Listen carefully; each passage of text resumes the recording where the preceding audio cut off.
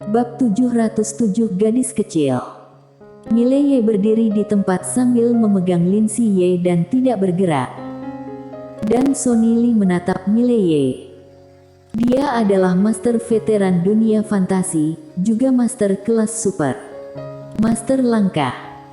Di dunia Akbar Suan Huang, itu termasuk kelas super. Namun, bahkan dia takut pada Mileye. Potensi Mileye terlalu besar, jika dia dibiarkan tumbuh dewasa, dia akan membawa bencana bagi Sekte Jianwu di masa depan. Apalagi sekarang Sekte Jianwu dan Mileye telah menjadi musuh bebuyutan. Jika Mileye tidak dihilangkan sekarang, bahkan dia tidak akan yakin untuk membunuh Mileye setelah beberapa saat. Mileye harus mati. Sonny Lee memandang Mileye, ekspresinya tenang, tapi dia sedikit waspada di dalam hatinya. Untuk pemuda misterius di depannya ini, dia tidak berani meremehkan sedikit pun. Dia tahu nasib keluarga Suan Yuan. Di lapangan, momentum pedang yang dilepaskan oleh Sonny Lee menjadi semakin kuat, dan momentum pedang secara langsung menyebabkan ruang di sekitarnya mulai terdistorsi. Mileye tiba-tiba berkata, "Nona Jasmine." Begitu suaranya jatuh, Jasmine muncul di depannya. Mileye menyerahkan Lindsay Ye di tangannya kepada Jasmine, bawa dia pergi. Jasmine melirik Mileye dan mengangguk, lalu mengambil Lindsay Ye dan hendak pergi. Tapi pada saat ini, seorang master sekte Jianwu berhenti di depannya. Mileye memandang Sonny Lee, "Aku yang ingin kalian bunuh." Sonny Lee menggelengkan kepalanya, "Bunuh semua. Bunuh semua." Setelah itu, dia tiba-tiba menghilang. Tes. Sinar cahaya pedang melintas di lapangan. Kecepatan pedang Tao ini membuat ekspresi Jasmine berubah drastis dalam sekejap. Pada saat Sonny Lee menghunus pedangnya, Mileye tiba-tiba menyerang ke depan, dan pedang ether di tangannya menebas ke depan. Pedang ether. Dia tidak memberikan pedang ini kepada Sonny Lee sekarang dan pihak lain mungkin tidak menginginkan pedang ini sejak awal karena menara penjara alam. Pedang Mileye ini menebas tepat di atas pedang Tao. Duar. Cahaya pedang itu bergetar hebat, tapi tidak meledak. Sebaliknya, Mileye sendiri langsung terguncang ribuan meter jauhnya. Selama proses mundur, tubuhnya mulai retak setiap inci. Sonny Lee tidak menyimpan kekuatannya. Sonny Lee melirik pedang di tangannya. Pada saat ini, ada banyak retakan di pedang di tangannya. Setelah merenungkan sedikit, Sonny Lee melihat pedang ether di tangan Mileye, dan berkata dengan lembut, "Memang hebat menjadi pedang guru leluhur." Saat dia berbicara, dia sedikit mengernyit, "Mengapa pedang ini jatuh ke tanganmu?" Di kejauhan, Mileye menyeka darah dari sudut mulutnya. Dia melirik tubuhnya dan harus mengatakan bahwa master langkah semacam ini bukanlah sesuatu yang bisa dia lawan sekarang. Belum lagi master langkah, bahkan jika master setengah langkah, itu juga sulit baginya untuk bertarung sekarang. Kali ini, dia tidak merasa bahwa dia lemah. Lagi pula, mereka adalah orang-orang yang telah berkultivasi selama ribuan tahun atau bahkan puluhan ribu tahun. Dia menggunakan dua harta untuk membunuh master setengah langkah, yang sudah sangat menentang langit. Sonny Lee menatap Mileye, tidak berbicara, pedang di tangannya tiba-tiba bergetar. Tring. Suara pedang yang tajam mengguncang langit. Di lapangan, semua orang menatap Sonny Lee, master veteran dunia Akbar Suan Huang. Jika Mileye masih bisa membunuh Sonny Lee dengan satu pedang, maka itu bukan melawan langit tapi sudah gila. Momentum pedang kuat yang berasal dari Sonny Lee menjadi semakin kuat, ruang di sekitarnya mulai naik dan turun. Mileye menatap Sonny Lee tanpa berbicara. Tidak bisa mengalahkannya. Dia sangat menyadari kekuatannya saat ini, bahkan dengan pedang ether dan pedang tanpa batas, dia tidak bisa mengalahkan Sonny Lee ini. Bukan karena pedang ether dan pedang tanpa batas itu tidak bagus, tapi karena tingkatan alam dan lawannya terlalu berbeda jauh. Meskipun pedang tanpa batas bisa mengabaikan tingkatan alam, bukan berarti pedang tanpa batas bisa menjadi tak terkalahkan. Tentu saja, jika dia tidak bisa mengalahkannya, dia juga harus mengalahkannya. Mileye memegang tangannya dengan erat. Pedang ether di tangannya bergetar hebat. Sonny Lee memandang Mileye dan hendak menembak, tetapi pada saat ini, Mileye tiba-tiba menatap Jasmine tidak jauh. Apakah dia baik-baik saja? Jasmine secara alami tahu siapa yang dibicarakan Mileye. Dia memandang Lin Siye, dan setelah beberapa saat, dia menggelengkan kepalanya. Dia hanya tidur nyenyak, tidak apa-apa. Mileye sedikit mengangguk, lalu menatap Sonny Lee. Ayo bicara. Sonny Lee sedikit tercengang. Semua orang di lapangan tercengang. Bicara. Berbicara tentang apa? Sonny Lee memandang Mileye. Apa yang ingin kamu bicarakan? Mileye berpikir sejenak, lalu berkata, kamu biarkan aku dan adikku pergi, aku akan melepaskan kalian. Setiap orang. Sonny Lee memandang Mileye, apakah kamu bercanda? Mileye memandang Sonny Lee, apakah kamu benar-benar berpikir bahwa aku hanya memiliki kartu truf dari harta 5 dimensi? Sonny Lee menyipitkan matanya sedikit. Dia secara alami tidak percaya bahwa Mileye hanya memiliki kartu truf 5 dimensi, jika tidak, dia tidak akan begitu takut pada Mileye. Takut. Dia hanya takut pada Mileye. Mileye telah sampai pada titik ini dengan harta 5 dimensi, yang sudah sedikit bertentangan dengan langit. Juga, siapa yang tidak tahu bahwa ada pedang super kultivator di belakang Mileye? Wanita bergaun polos. Siapa di dunia Akbar Suan Huang yang tidak takut dengan orang ini? Satu pembunuhan instan Raja Wilayah Utara dan satu pembunuhan instan semua penguasa di atas alam Kaisar di Utara. Tidak ada yang takut dengan kekuatan seperti itu. Bahkan dia, Sonny Lee, sangat takut pada wanita bergaun polos. Jika bukan karena harta 5 dimensi dan pedang suci terlalu penting baginya, dia tidak akan bersedia menjadi musuh dengan master sekuat ini. Memulihkan pikirannya, Sonny Lee memandang Mileye, jika kamu memiliki kartu Hall, tunjukkan saja. Mileye memandang Sonny Lee, apakah kamu yakin? Sonny Lee menatap Mileye, tentu. Suara itu jatuh. Dia memutar pergelangan tangannya sedikit, pedang panjang itu menunjuk secara diagonal ke tanah, dan di atas ujung pedang, sinar cahaya pedang berkedip. Mileye tiba-tiba berkata, Saudara Kadendi, sudah waktunya bagimu untuk muncul juga.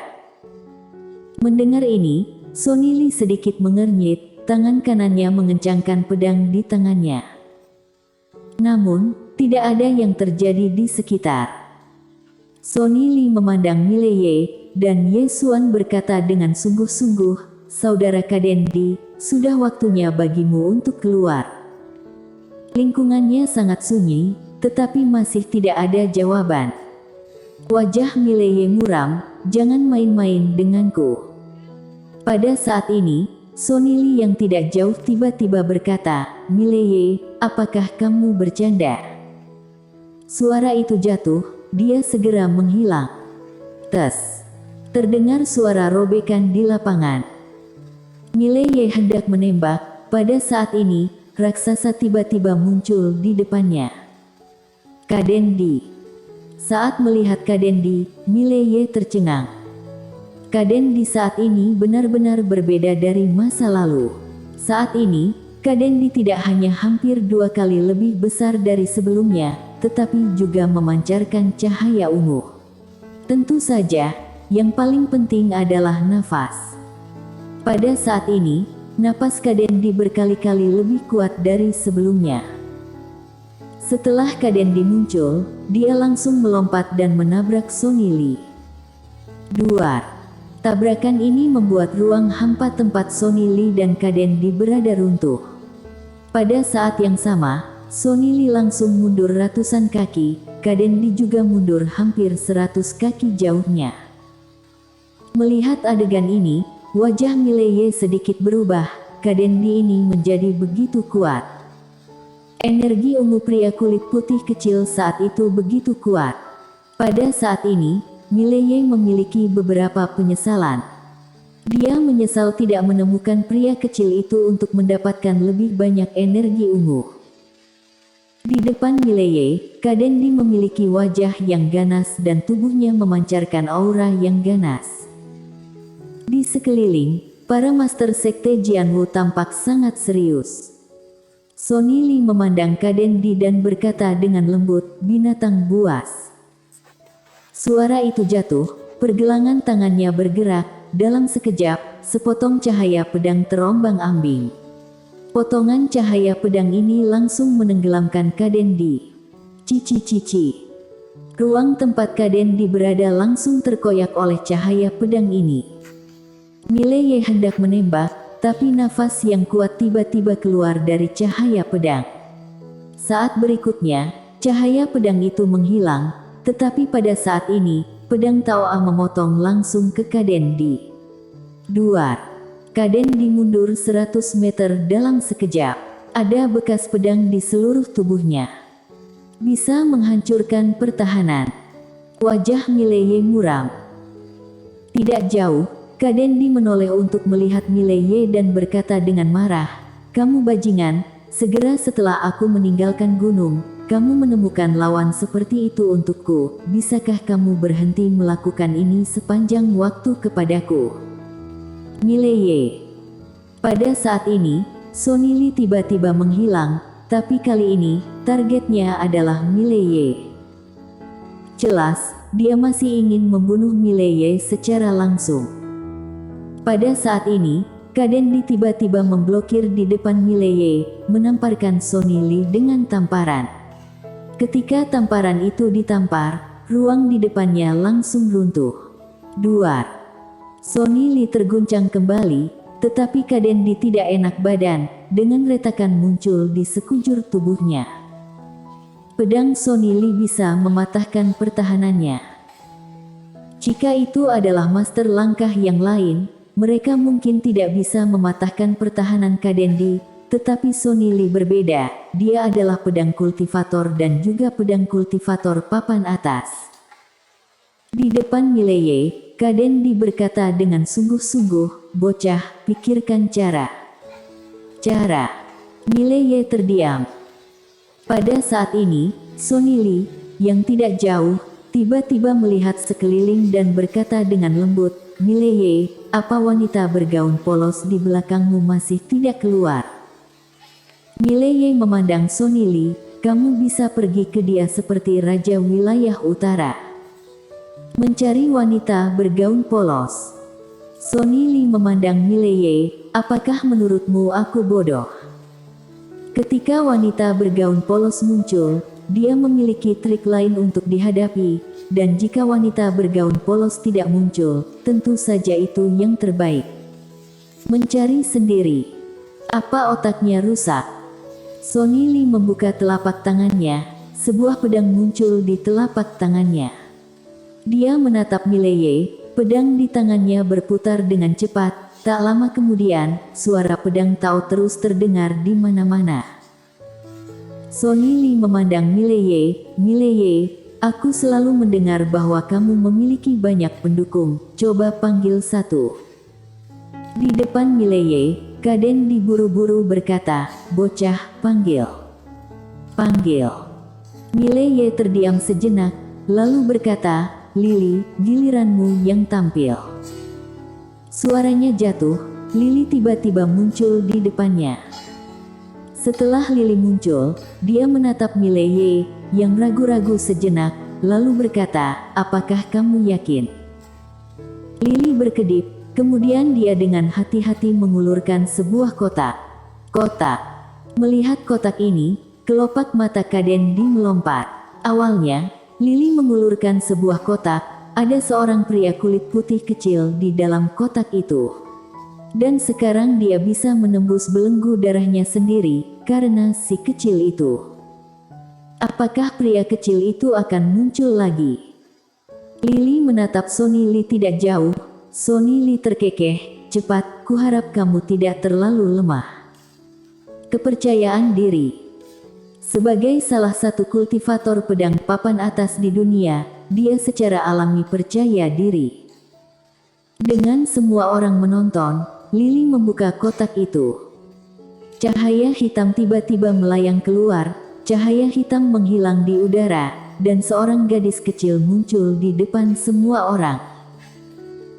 Gadis kecil itu tidak tinggi dan memiliki kuncir kuda. Dia mengenakan mantel putih salju di bagian atas tubuhnya, lengannya terbuka, dan tubuh bagian bawahnya adalah celana panjang biru dengan beberapa lubang kecil di lutut.